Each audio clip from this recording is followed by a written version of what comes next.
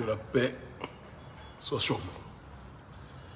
J'espère que vous allez bien, que je vais vous trouver en bonne santé.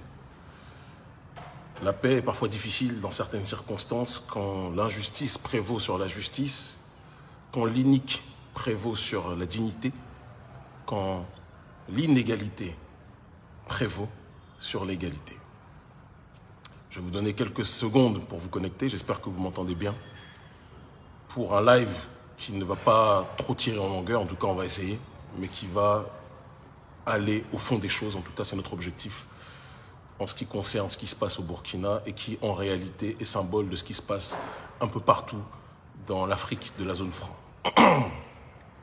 Ça fait un bout de temps que je ne vous ai pas vu, vous m'en excusez, on est complètement affairé ces derniers temps et c'est passionnant sur le projet qui verra le jour à la rentrée, quelque chose qui va bousculer les lignes sur trop de points.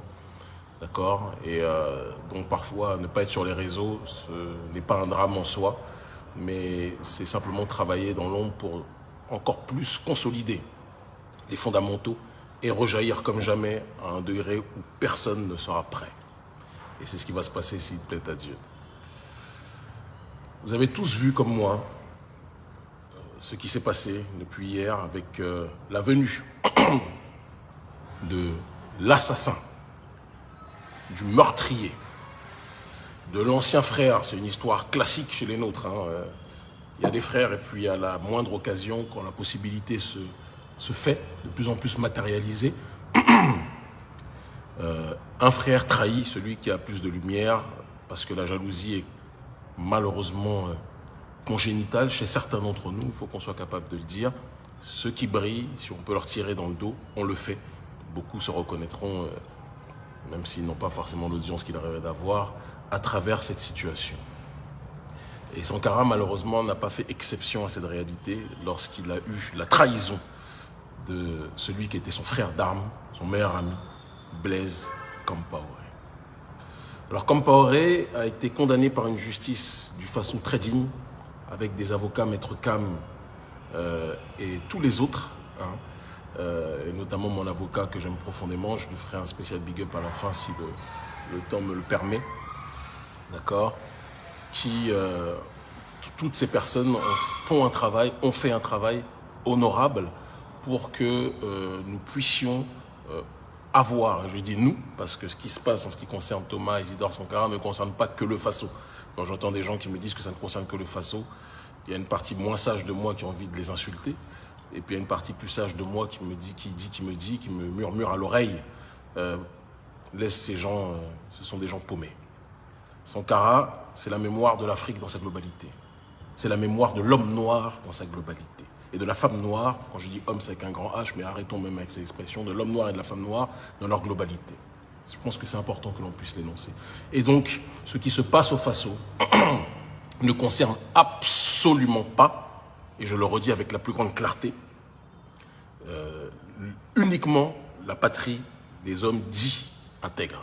Ceux qui pensent ça sont des gens qui sont complètement désaxés au niveau de la réflexion politique, et je ne vais même pas m'étaler à chercher palabre avec ces derniers. Il faut qu'on gagne du temps et qu'on aille à l'essentiel. Lorsque Blaise Compaoré a foulé le sol hier, 4 mois après sa condamnation par cette justice digne donc du Faso, il y a eu une déferlante que certains d'entre vous ont pu observer, de gens qui disaient, oui, tous avec le même mode opératoire, tous avec le même type de commentaires, qui disaient, oui, c'est la sécurité avant tout, c'est très bien qu'ils soient là, comme si limite c'était orchestré. Le même type de commentaires, c'est que les gens nous prennent pour des idiots, et on sait très bien d'où ça vient de la cellule de ce que l'on appelle les ados-moutons,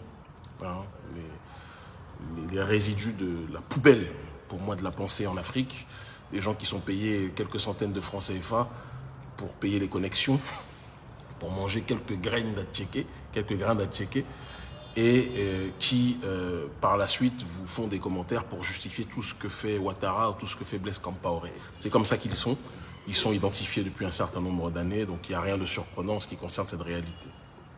Et donc ils sont venus avec le même logiciel qui était de dire que oui, le Burkina souffre, si Blaise Compaoré peut nous apporter la paix, oui, on est d'accord pour que. C'était tellement téléguidé. Et ça donnait donc la sensation, pour les gens non avertis, que c'est la volonté du peuple du Faso. Les choses sont un petit peu plus complexes que cela. On dit toujours que les arbres qui tombent font plus de bruit que la forêt en tant que telle. Ça ne veut pas dire qu'ils sont plus nombreux que les arbres qui restent debout.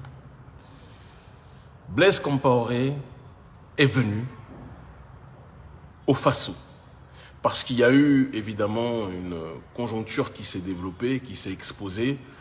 Le président Damiba a donné sa parole au président Alassane Dramane Ouattara de Côte d'Ivoire, que donc le meilleur ami de Ouattara, le meurtrier de Sankara, d'accord, c'est pas un hasard, hein. Ouattara, Alassane Ouattara est le Blaise Compaoré moderne en Afrique francophone, donc par conséquent, il essaye de défendre son ami, quand bien même celui-ci est un démon au regard de l'histoire africaine, un traître au regard de l'histoire africaine, et est le chef de tous ceux qui aiment trahir, ou de tous ceux qui aiment jalouser, de tous ceux qui aiment poignarder leurs frères au sein de l'histoire africaine. C'est une réalité. Donc il a demandé à ce que Damiba lui donne sa promesse, sa parole, que en aucun cas le président Blaise Compaoré, le président des traîtres, d'accord, le président de l'oppression, le président du gendarme de la gendarmerie de la France, ne soit pas arrêté lors de son séjour au Faso. Le motif évoqué était un motif sublime, sublimement hypocrite, sublimement opportuniste. Il consistait à dire, excusez-moi, j'ai la voix un peu enrouée ces derniers temps, il consistait à dire que la situation sécuritaire au Burkina est telle que nous avons besoin de celui qui a permis à ce qu'il n'y ait aucun problème d'insécurité du côté du Faso. Quelle hypocrisie! Quelle hypocrisie! La première chose, pour ceux qui aiment réfléchir un minimum, et après je vais revenir sur un certain nombre de détails dont il faut qu'on parle par rapport au gouvernement du Faso. Il y a beaucoup de choses que je me suis, de manière rationnelle, interdit de dire jusqu'à une certaine durée, jusqu'à ce que le faux pas soit matérialisé. Et une fois que cette chose-là est effectuée, il était tout à fait normal, comme nous le faisons partout, de sortir du bois, et parce qu'on ne soutient jamais des gens tant qu'ils ne font pas leurs preuves. On ne les attaque pas non plus trop tôt, parce que quand on tue l'embryon dans l'œuf, ce n'est pas bon non plus. Il faut laisser l'être croître, qu'il fasse ses preuves, qu'il montre ce qu'il est, qu'il montre ce qu'il représente, et ainsi on puisse de manière intelligible se prononcer. Si les gens avaient tiré sur Poutine au moment de son premier mandat, où à l'époque Poutine était profondément dans le néolibéralisme, c'est quand il a vu que l'Occident essayait de le mettre à l'envers qu'il est rentré dans une deuxième phase, pour ceux qui connaissent un minimum la science politique, de l'illibéralité, de l'illibéralisme, si on veut parler des choses telles qu'elles sont. Donc il y a eu deux Poutines, et donc il est toujours important en sciences politiques de laisser une période d'essai pour voir si les gens qui prennent le pouvoir vont dans le sens des intérêts du peuple ou vont dans l'intérêt des forces exogènes. Damiba, on a eu le même processus qu'on a eu pour mon cher frère que je salue, Assimi Goïta, d'accord, que par la grâce de Dieu, peut-être nous reverrons bientôt, mais ça c'est des choses dont on n'a pas à parler sur les réseaux sociaux. C'est le même procédé qu'on a eu pour le colonel Mamadi Doumbouya, d'accord, et c'est le même procédé que l'on a eu pour Damiba. Alors je sais qu'il y a eu évidemment les nostalgiques, c'est toujours la même chose, hein, les gens soit qui sont des soutiens, des hystériques dévots, soit qui reçoivent des fonds des anciens présidents déchus, sont là pour faire la campagne en essayant de magnifier le travail des présidents déchus, en disant oui, vous avez vu, Roch, c'est un martyr du panafricanisme, ceux qui pensent ça, et qui ont dit que parce qu'on n'était pas d'accord avec ça, eh bien qu'on était des soutiens d'Amiba. J'ai pas le temps avec ces gens-là intellectuellement, je veux qu'on aille dans un autre niveau qu'à ce niveau de basse-cour. Non. Roch-Marc Kaboré, comme du côté d'Alpha Condé, comme d'autres côtés, comme du côté d'Ibeka, ceux qui sont tombés pour des raisons rationnelles. D'accord? Ils sont tombés parce qu'à un moment donné, il y avait un ras-le-bol de la population qui n'en pouvait plus de cette malgouvernance, qui n'en pouvait plus de nos nations qui étaient traitées comme des gruyères, où le terroriste pouvait venir à l'intérieur et répandre la mort de la manière la plus globale. Non. À un moment donné, c'est ce qui s'est passé. Roch-Marc, d'ailleurs, Nathalie, que je salue, qui regardera la vidéo, le confirmera, elle l'avait dit lors de sa dernière allocution. Roch-Marc n'était absolument pas quelqu'un, à la fin de son mandat, durant son mandat, qui se préoccupait des intérêts de la population. Il a joué, il est tombé et on ne le regrettera pas. Donc les gens qui disent que c'est un complot contre le martyr du panafricanisme qu'est Marc Kaboré, je laisse ces plaisantins aller dans la réflexion qui est la leur et je préfère avancer. Maintenant, pour ce qui est de Damiba. Damiba a, pendant les premiers mois, adopté une stratégie qui est une stratégie de volonté maladive, de conservation de son pouvoir. Aucune prise de risque. Aucune volonté, c'est très important ce que l'on dit, aucune volonté d'aller en dehors du précaré de ce qui est exposé, mais on pouvait toujours se dire qu'on allait lui laisser donc, le bénéfice du doute et qu'au dernier moment, il allait changer. Aucune prise de risque, aucune volonté de froisser le partenaire français, parce qu'il se rappelle que le Faso n'a connu la paix que quand le Faso était en paix avec la France. C'est important qu'on puisse le dire. À l'époque de Blaise Compaoré. Et donc, il se dit qu'en employant les mêmes méthodes et en étant dans une logique de faire revenir Compaoré, peut-être même qu'il est possible que lors de sa prise de pouvoir, parce qu'il a bénéficié du mécontentement du peuple, il a pris le pouvoir et à la suite de cela, certains diront que peut-être même que sa prise de pouvoir était coordonnée à la conditionnalité de faire revenir Blaise Compaoré. C'est du domaine du possible, c'est du domaine de la rationalité. C'est de l'hypothèse pour l'instant, mais c'est du domaine de la rationalité. On ne va pas s'empêcher de penser de cette façon.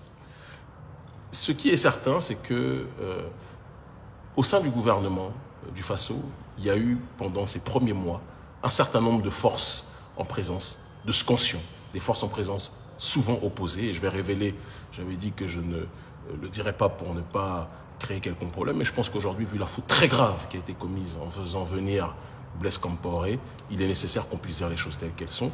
Il m'est arrivé d'échanger, je ne l'ai jamais rencontré, mais d'échanger à un certain nombre de reprises avec le Premier ministre du Faso, qui nous a assuré, d'accord, sans qu'on ne lui demande rien en retour, hein, on n'a jamais rien reçu de quoi que ce soit, mais qui nous a assuré qu'il soutenait notre combat, officieusement, hein, mais que malheureusement, le problème du gouvernement du Faso et de l'État du Faso, c'est qu'il y avait plusieurs forces en présence, des gens qui étaient profondément pro-français, des gens qui étaient beaucoup moins dans cette démarche pro-française-là, et que c'était tous ces courants-là qui étaient dans une sorte de bol qu'on mélangeait et qui devaient créer une homogénéité qui était quasiment impossible.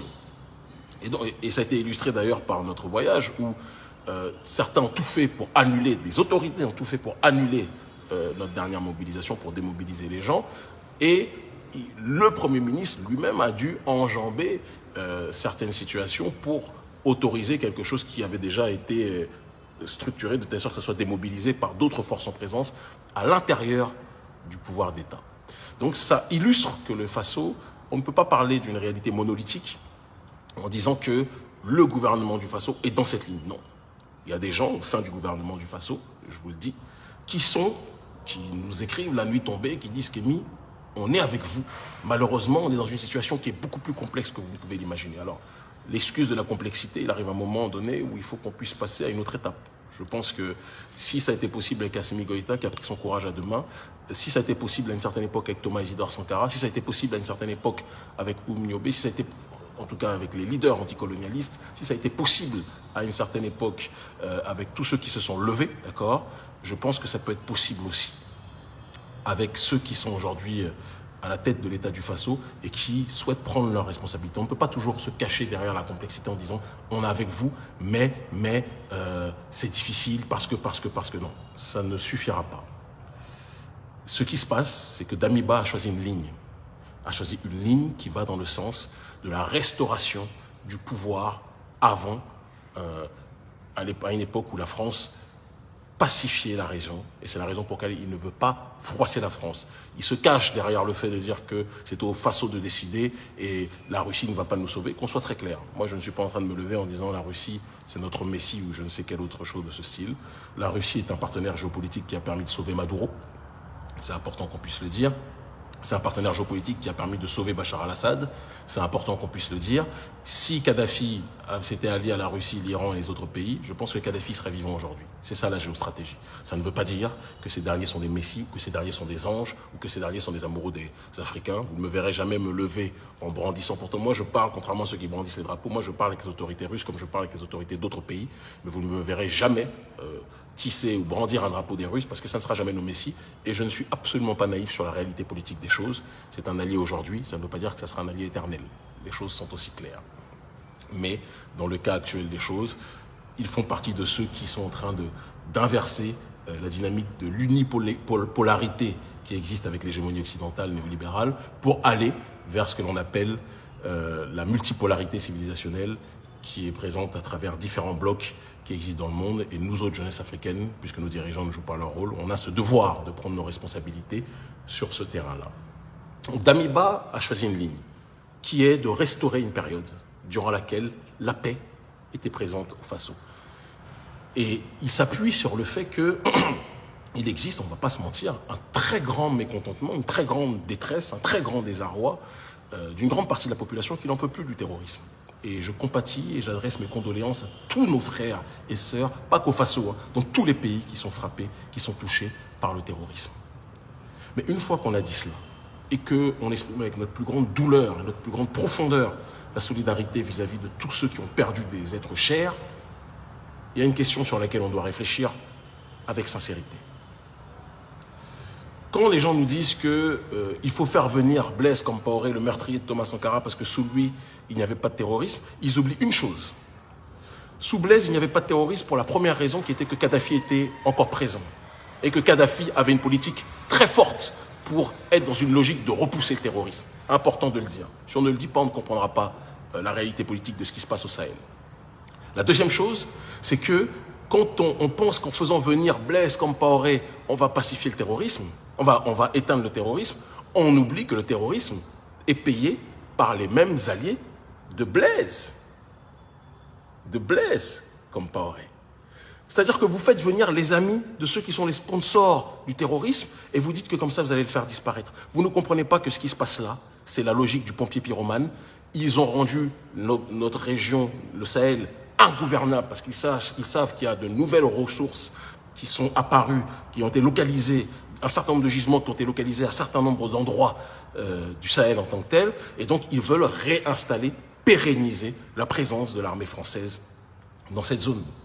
Et malheureusement, dans cette logique-là, il s'appuie sur l'émotion et sur le drame qui existe, qui est réel, qu'on ne peut pas nier. D'accord ? Qui est réel, qu'on ne peut pas nier. La mort d'un certain nombre de gens en se disant que, parce qu'eux-mêmes n'en peuvent plus de cette situation, ils ne vont plus penser au principe de dignité et au principe de justice vis-à-vis du martyr du panafricaniste Thomas Isidore Sankara, ils voudront uniquement la sécurité. Mais Blaise Compaoré fait partie du problème. Blaise Compaoré fait partie de ceux qui font que le Sahel est ce qu'il est aujourd'hui. Parce que Blaise Compaoré est un agent coopté de ceux qui ont sponsorisé la guerre en Libye et qui ont déstructuré le Sahel. Il faut qu'on soit capable de le dire. Alors certains me diront, c'est vrai que Compaoré a eu un certain nombre de périodes de bonnes relations avec Kadhafi, etc. Pourquoi pas?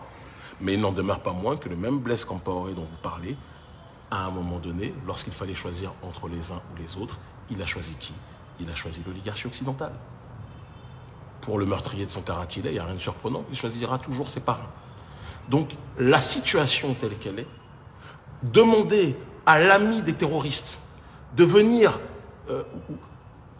où je vais même aller plus loin dans la réflexion et dans la petite provocation idéologique, demander à l'agent du terrorisme, parce que le véritable terrorisme, c'est l'oligarchie française et l'oligarchie occidentale, à l'agent du terrorisme de venir éteindre le terrorisme, c'est objectivement se foutre, je ne vais pas dire de la gueule du monde parce qu'il y a des aînés qui nous regardent, mais c'est se moquer de nous autres. C'est nous manquer de respect. C'est insulter notre intelligence. Donc la réalité, elle est la suivante. Il faut que vous entendiez, que nous entendions, que notre peuple, la justice, ça a un sens. Et les élites, et je parle au président Damiba, qui a d'ailleurs réuni uniquement l'ancien président Ouedraogo et uniquement son hôte, Blaise Compaoré. Roch-Marc Kaboré apparemment aurait eu des empêchements et les autres, Zida est en exil, etc., etc. Bref, je dis au président Damiba,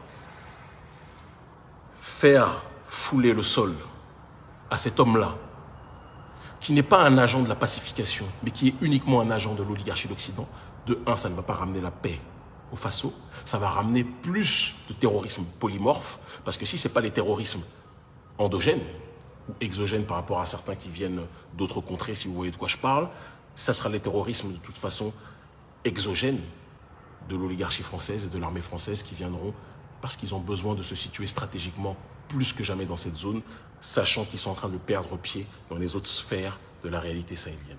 C'est important qu'on dise les choses, qu'on les dise sans émotion, qu'on les dise avec froideur et qu'on les dise avec lucidité. Donc les hypocrites qui nous disent « Oui, c'est facile de dire arrêtons Blaise Compaoré, etc. Venez arrêter le terrorisme. » Mes chers amis, quand la CEDEAO a commencé à menacer mon cher frère et ami Assimi Goïta, le président du Mali, pour qu'il respecte justement les mesures de la sous-région, ils ont évoqué la potentialité d'une armée de la CEDEAO, n'est-ce pas? L'Union africaine, dont on parle, c'est 54 États, n'est-ce pas? Vous allez me dire que les présidents de l'Union africaine ne peuvent pas, eux tous, réunir leurs armées pour lutter contre ce mal, contre ce terrorisme-là? Vous pensez que ça va toujours être, et là je veux même aller plus loin, que ça va toujours être la France, ou je vais même aller plus loin, ou même la Russie, qui va régler à la place des Africains leurs propres problèmes face à leur propre destin? Donc je vois un ignorant qui dit pourquoi vous avez applaudi quand Damiba a pris le pouvoir. La naïveté, la bêtise congénitale qui est la tienne te fait oublier que ce que nous avons applaudi, c'est que le cri du peuple vis-à-vis de la destitution de quelqu'un qui ne protégeait pas le pays avait été matérialisé. Ça, c'est la réalité. Et elle ne changera pas, elle est inchangeable. Mais de l'autre phase, nous avions dit, et on le précise, qu'il faut laisser du temps aux dirigeants, d'accord? 1 an, ou moins, s'il faut grave, pour que chacun puisse faire ses preuves. Parce que durant cette période, il y a des guerres d'influence. Nous-mêmes, d'autres, ont tout fait pour orienter la politique de tel ou tel dirigeant dans une direction qui serait en adéquation avec la souveraineté de notre population. Il y a des fois où ça marche, le Mali ça a marché, il y a des fois où ça ne marche pas, et c'est le cas à l'heure actuelle au Faso. Mais si dès le départ, on commence à lancer des diagnostics en disant « oui, c'est un traître, c'est ceci, c'est cela », ça c'est la politique de bac à sable. Ça ne nous intéresse pas. Oui, vous pouvez mettre ça ici. Ouais. Ça c'est la politique de bac à sable. Il faut laisser un temps de séquence pour qu'on puisse observer si tel ou tel trahit. Et s'il trahit, on tape. Damiba a trahi. Quand je vois le comportement, quand vous voyez la femme, la veuve de Thomas Sankara, il y a 4 mois, on a enfin reconnu partiellement des coupables, parce qu'on n'a toujours pas condamné les véritables commanditaires que sont les oligarques, les autorités françaises, l'État français. 4 mois après, vous faites venir au nom d'une hypocrite réconciliation Blaise Compaoré, le meurtrier de Thomas Sankara, celui qui a été le tortionnaire de l'État du Faso, même s'il faut aussi qu'on se le dise avec un grand courage. Si Blaise a tenu autant d'années au Faso, c'est qu'il y en avait beaucoup plus qu'on le dit, qui se dit sankaristes aujourd'hui, mais qui étaient des profonds compaoristes à l'époque où il était présent. Ayons aussi le courage de le dire. Ayons aussi le courage de l'énoncer. Il y a eu plus de compaoristes à l'époque, et il y en a plus qu'on le croit aujourd'hui, même si les sankaristes sont présents. Damiba devra répondre devant l'histoire. Damiba devra répondre devant l'histoire. Si tu veux la sécurité, la sécurisation de la zone du Sahel, il faut que les présidents à l'intérieur de l'Union africaine comprennent que quand une partie de l'Afrique est touchée, c'est toute l'Afrique qui est blessée. Et donc toutes les armées, les États africains devraient être mobilisés pour lutter contre ce péril et chercher les armes là où certains pays acceptent de nous les donner, que ce soit la Russie ou que ce soit d'autres contrées. Là n'est même pas le problème. Du moment que l'on trouve des armes, que nos armées soient forgées et formées, que ce ne soit pas simplement des armées pour protéger nos dirigeants et tirer sur leur propre population, mais des armées pour lutter contre le véritable terrorisme lorsqu'il se manifeste, lorsqu'il est exprimé, lorsqu'il est exposé. Si on ne va pas dans cette direction, on ne pourra pas avancer. Donc, je le dis et je le répète pour synthétiser, parce que je dis que je ne veux pas être long. en laissant le président Compaoré, le président des traîtres, le président des fans de la mort de Sankara, en le laissant fouler le sol du côté du Faso, Damiba vient de commettre une faute devant l'histoire. On le dit. Et on ne le pardonnera pas. Les histoires de oui, le Burkina souffre, etc. Ce n'est pas Blaise Compaoré qui est le Wazir ou le Ozar de la population du Faso. Ce n'est pas Blaise Compaoré qui est le Messie ou le Christ qui va faire en sorte que le terrorisme va s'arrêter. Blaise est l'ami de nos adversaires. Blaise est l'ami du terrorisme. Blaise est l'ami de la décolonisation, de la colonisation, excusez-moi. Blaise est l'ami de la déstructuration de nos États. Quand Kadhafi était là, tout était cadenassé. Quand Kadhafi est tombé, la déstabilisation a commencé. Et Blaise a sauté parce que la population, une partie de la population n'en pouvait plus. Le faire revenir ne va rien régler. Mettez Compaoré là où il doit être. Rappelez-vous que les futures générations sont en train de vous regarder. Quel message on donne à la jeunesse africaine? Quel message on donne à cette jeunesse africaine? Le message qui est que oh, tu peux faire du mal, de toute façon, le mal est plébiscité en Afrique. La trahison est plébiscitée en Afrique. L'injustice est plébiscitée en Afrique. La corruption est plébiscitée en Afrique. La mort, l'assassinat est plébiscité en Afrique. C'est ça le message que vous voulez donner aux enfants? À nos petits, à nos filles et nos garçons? Vous êtes en train de montrer en réalité que vous n'en avez rien à foutre du travail de souveraineté de Sankarisme, M. Damiba. Tu es où vous êtes. Parfois, j'alterne entre les registres. Tu es en train de montrer que le sankarisme, le patriotisme, la souveraineté, la justice, l'anti-impérialisme, tu n'en as strictement rien à foutre.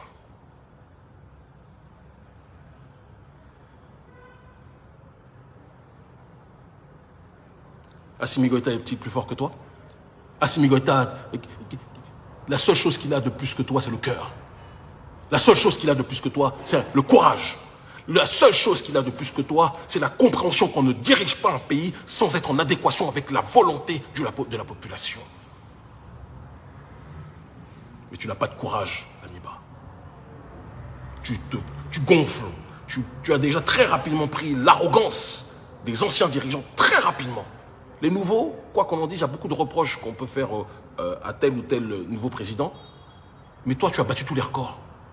Tu as pris les réflexes, oui, vous savez pas, moi je suis à la tête du pouvoir, à la tête de l'État, vous êtes là en train de parler, vous n'avez qu'à venir sauver le Faso. Tu as pris le pouvoir, c'est une responsabilité. C'est une responsabilité, Damiba. Tu n'es pas à Kossiam pour te poser et pouvoir vibrer, festoyer et t'enjailler. Tu es là pour une responsabilité. Et la responsabilité, ce n'est pas de faire venir le criminel de Sankara dans la partie des hommes intègres qui est en train de devenir la patrie des hommes désintégrés. La patrie des hommes désintégrés. Attendre de Compaoré qu'il soit le messie, le justicier, l'agent de la paix. Mais c'est quelle bouffonnerie idéologique de vous prononcer et de se comporter, de penser comme ça. De la même façon qu'attendre que Roch-Marc Kaboré soit le messie qui va pacifier, les guignols qui tiennent ce genre de propos-là, je ne vais, comme je l'ai dit, pas perdre de temps avec vous. Hein? On ne perdra pas de temps avec vous. Vous dites, ouais, mais on vous avait dit que Damiba était bon, le vrai c'était Roch-Marc Kaboré. Je vous laisse dans vos guignolades. Le peuple doit se mobiliser. Au Premier ministre, M. Ouedraogo, on vous a laissé pendant longtemps une chance. Chers frères, pendant longtemps, vous nous avez dit que vous étiez avec nous. Mais ce que vous montrez là, que vous étiez avec le panafricanisme, mais ce que vous montrez là, c'est que vous êtes surtout avec la volonté du confort et la volonté de la soumission aux intérêts de l'Occident. Le drame est là. Sankara était pour nous, est au panafricanisme un Christ, un Messie. Quelqu'un qui s'est sacrifié, c'est ça, le gardien du sceau qui s'est sacrifié pour que notre peuple puisse se lever. Et chaque cycle a le sien. Sankara s'est levé comme avant lui, Lumumba s'est levé. Arrêtez de plébisciter ceux qui sont ces meurtriers. On se plaint de la négrophobie, on se plaint de l'hostilité vis-à-vis des Africains dans le monde, mais le comportement de nos élites est la clé de cette hostilité, parce que vous montrez à l'humanité que vous ne respectez pas vos populations. Vous montrez à l'humanité que vous ne respectez pas le peuple.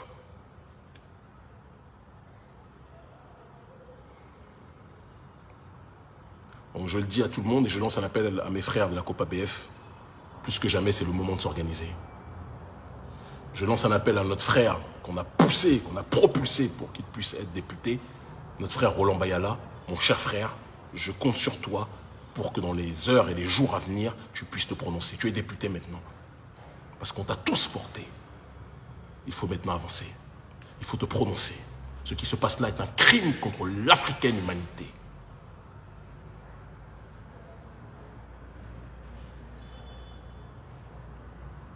Damiba, président Damiba, si tu allais faire le bien, on allait te féliciter. Si tu trahis, on va te combattre de toute notre âme. Intellectuellement, politiquement. Le reste suivra. Comme on l'a fait avec tes prédécesseurs. Afrique, reprends ton destin en main. Afrique, ressaisis-toi. Afrique, souviens-toi de qui s'est battu pour toi. Ne tue pas une deuxième fois Thomas Isidore Sankara. Et nous le disons à tous les dirigeants, à mes amis Assimi Goïta, à mon ami Mamadi Doumbouya.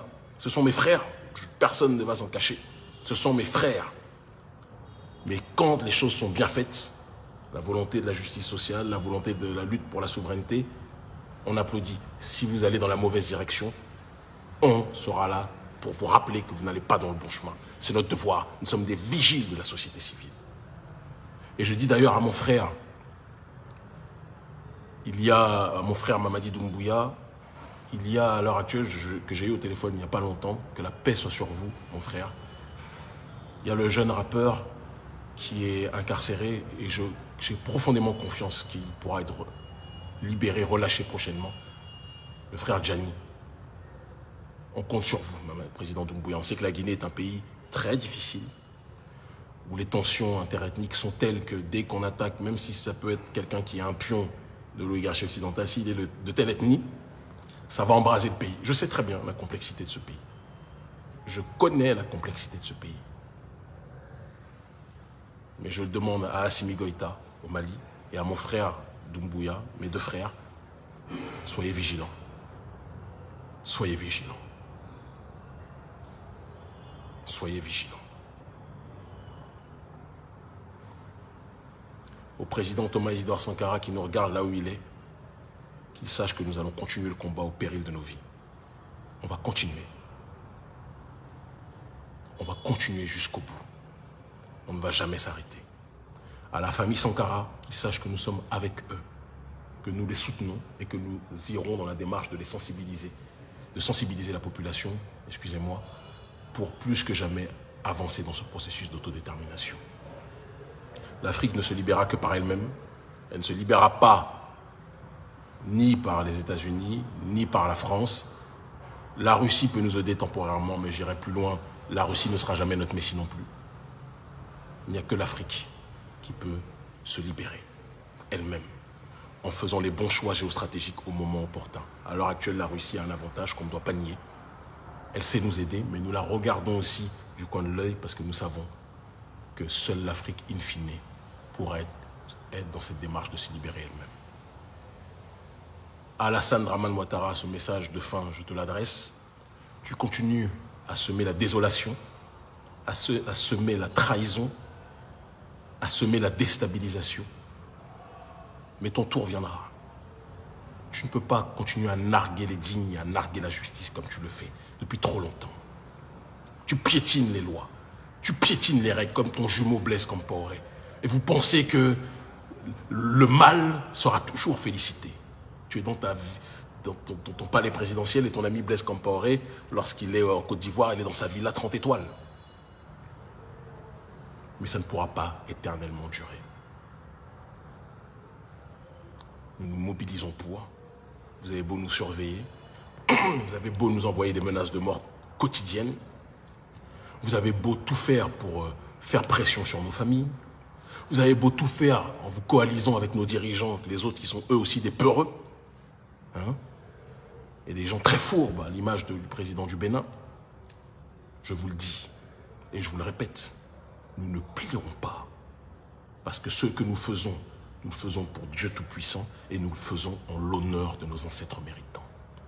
L'Afrique libre ou la mort, nous vaincrons. Il finira à... Je viens d'apprendre que le frère Gianni Alpha est libéré. Merci infiniment. C'est-à-dire que le président Doumbouya est à l'écoute du peuple. Merci infiniment. Merci infiniment. Merci infiniment. L'Afrique libre ou la mort, nous vaincrons. Ils finiront par comprendre. Aucun président n'a un chèque en blanc. Si vous marchez dans la justice, on vous aimera et on vous soutiendra toujours. Si vous allez dans la justice, on vous combattra. C'est la règle qui est la nôtre. On vous aime.